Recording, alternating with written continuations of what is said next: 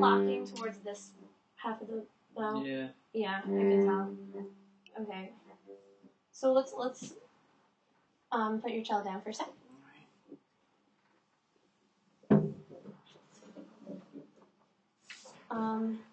Make your best bow hold ever.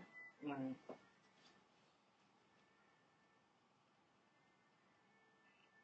Right. See, like, check out the difference already. Is you're coming from the top. You're coming down like this. Mm-hmm. You want to come like Yeah, it's a little bit more of a plane. Right. That's what Dr. Tramposh was saying, too. Yeah. For the viola. Yeah.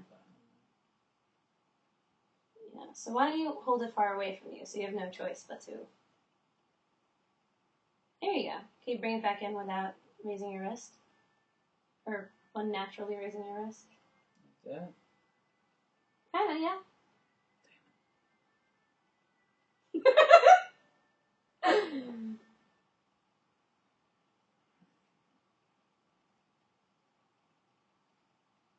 There you go. That looks more flat already. So,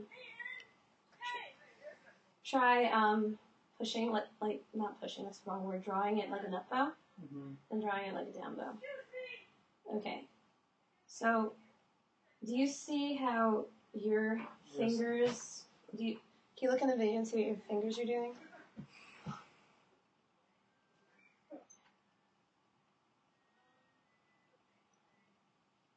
Are they like getting closer together?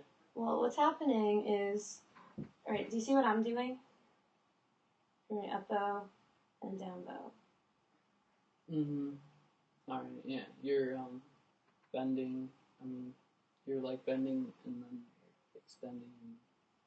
Well, there's some of that, but do what you were doing again?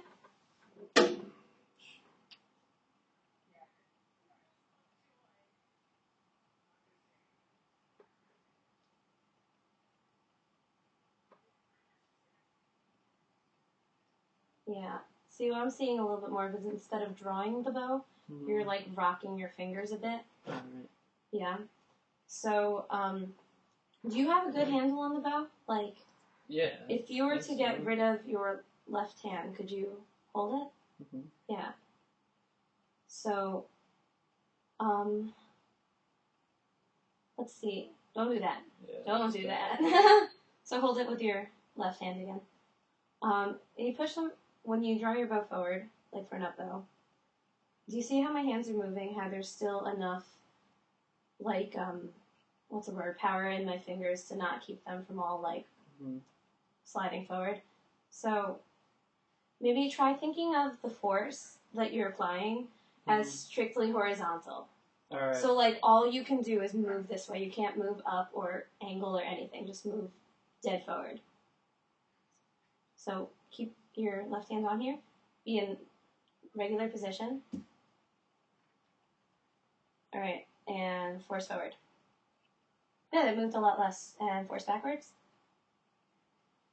Face me. Alright, go forward. And backward. Okay, when you're moving backwards, you're still moving my fingers your fingers, yeah. So, feel it coming, don't feel it coming from your fingers. It should be the whole, like, you know how everything works together, right? Like, our shoulders are involved, our backs are even involved, upper arm, lower arm, etc. So the whole unit is really, like, moving forward at once and moving backwards at once, right? So it's not just our fingers. So, if you think of everything moving instead of just your hand or your wrist, maybe that might help. So, okay, let's do this again. And bring this up. Okay. Good. Alright. So, try doing an up bow. Right? Like, how your fingers, and down bow. Up bow. Down bow. It looks better. It doesn't look as unnatural. So, why don't you try picking up the cello and doing that again?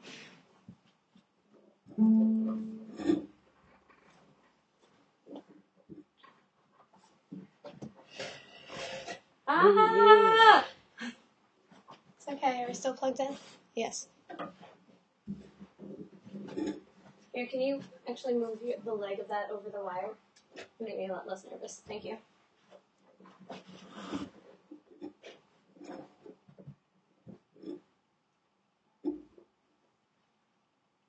That looks a lot better than it did at the beginning of the lesson. Does it feel okay? Yeah, kind of feels. But I need to like. I don't know. Do you want me to make it higher?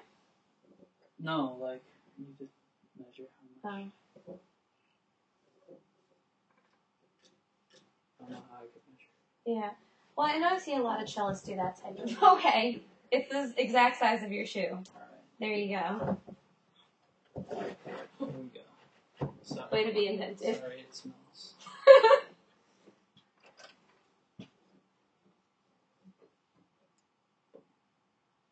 That looks good. And bow hair is slightly angled away. Good.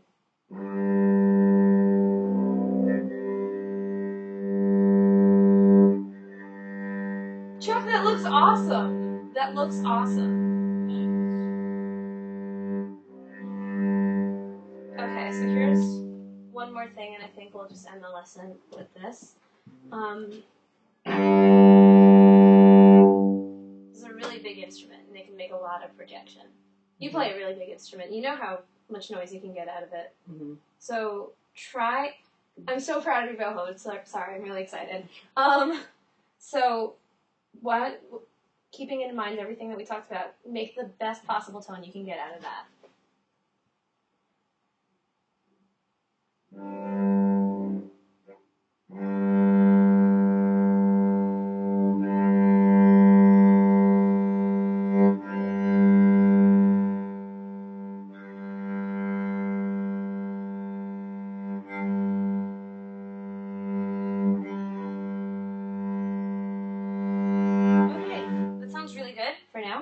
What are things that can help you make a better tone?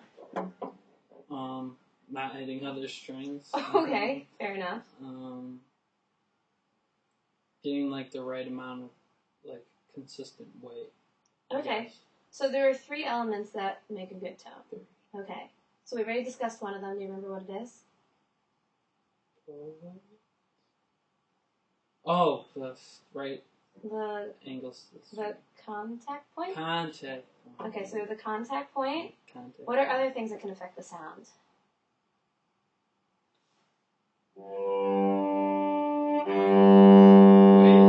Pressure. That's yeah. Contact point pressure, and you know the last one, Dr. Tramposh talks about these all the time.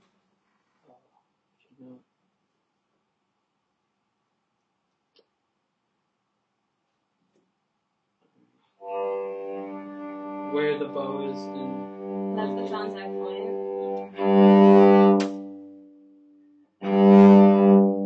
Articulation. What's happening differently here? Oh, how much bow you.